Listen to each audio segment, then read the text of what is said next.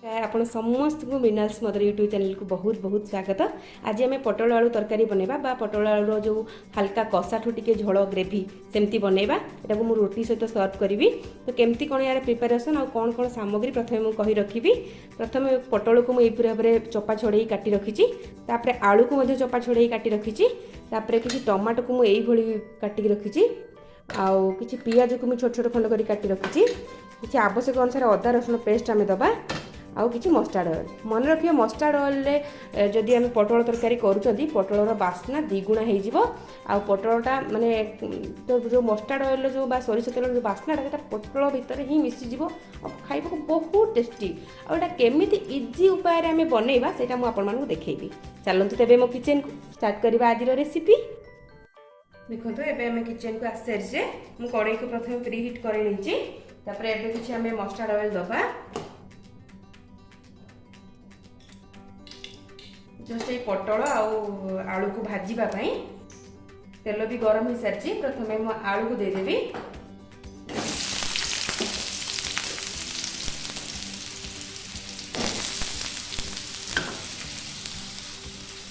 आम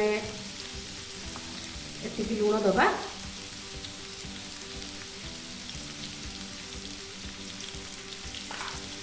और चल दबा। एबे आम आलू को ब्राउन कलर हवा जाए कि भाजी नवा। हल्का ब्राउन कलर हवा जाए भाजी नवा। तापर आम पोटल को भाजी। देखो आलू हल्का ब्राउन कलर हवा जाए फ्राए हो सारी। एबे आम आलू को गोटे जगह को बाहर कर नवा। एबे एथिरे आ किछि तेल दबा। गोटे चम्मच तेल दबा आ पोटल को भाजी नवा। एथिरे लूण हल्दी दबा।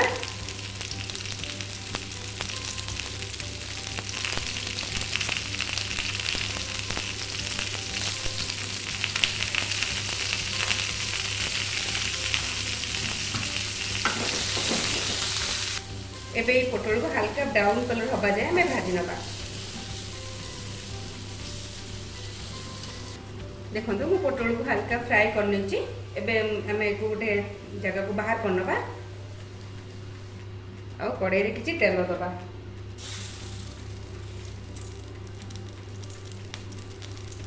दुई रु 3 चम्मच तेल देछि मस्टर्ड ऑयल। तापर तेल को गरम होवा पे दबा। तेल गरम हो सारी। आम ए पियाज दबा कटा पियाज और पियाज को गोल्डन ब्राउन कलर बा टिके सोनेरी कलर हवा जाए भाजवा। देखो पियाज ब्राउन कलर हो सारी। आम ए अदा रसुण बटा दबा। 2 चम्मच अदा रसुण बटा देवी।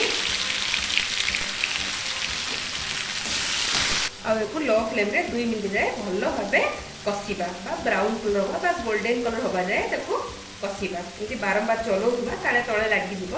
फ्लेम भी लो रखिए, जमार हाई करेंगे कारण मसला कंचा रही। मसला भला भाजी सारी। आम ए gravy just half teaspoon लुण दबा।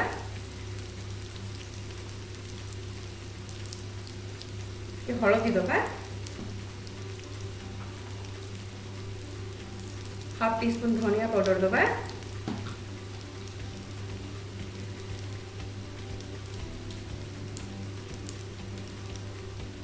हाफ टी स्पून जीरा पाउडर दबा। हाफ टी स्पून लंका पाउडर दबा।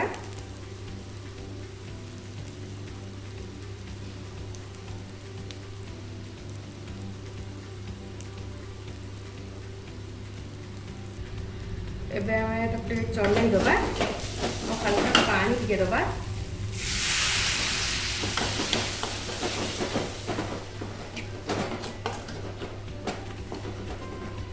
टिके गोटे 2 सेकेंड चल दबा। देखो मसला तेल आसी सारी। मसला भल भाव कुक हो सारी। एबे हमें कटा टमाटो दबा और टमाटो को कुक होगा पर्यंत एमती चलेबा। टमाटो भी हल्का कुक हो सारी। एबे मो जो पटल और आलू को जो भाजी रखी एबे मुझे सब देदेवी। तब चल नवा। हल्का टे पानी दबा। गोटे बाउल पानी देवी से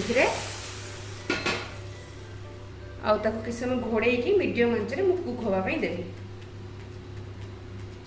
ଏବେ ଆମେ ସେଥିରେ ହାଲକା ବା ଅଧା ଚାମଚ ଗରମ ମସଲା ଦେଇ ଭଲ ଭାବରେ ଆଉ ଟିକେ କଷିବା। ଦେଖନ୍ତୁ ଏବେ ସେଟା ଭଲ ଭାବେ କଷି ଯାଇଛି। ଏବେ ଆମେ ସେଥିରେ ପାଣି ଦେଇଦେବା। ମୁଁ ସେଥିରେ ଗୋଟେ ବାଉଲ ପାଣି ଦେବି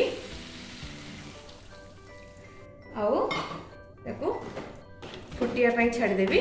ଘୋଡ଼େଇକି ବାରମ୍ବାର ମୁଁ କହୁଛି ଘୋଡ଼େଇକି କରିବେ, ନହେଲେ ଟିକେ କୁକ୍ ହେବାକୁ ଟିକେ ସମୟ ନେଇପାରେ। ଏବେ ଆମେ ଚେକ୍ କରିବା।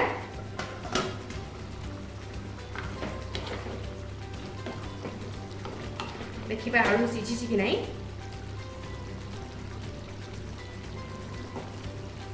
ଆଉ 10% ଆଳୁ ସିଝିବ। ଏବେ ଆମେ ତରକାରୀ ଚେକ୍ କରିବା।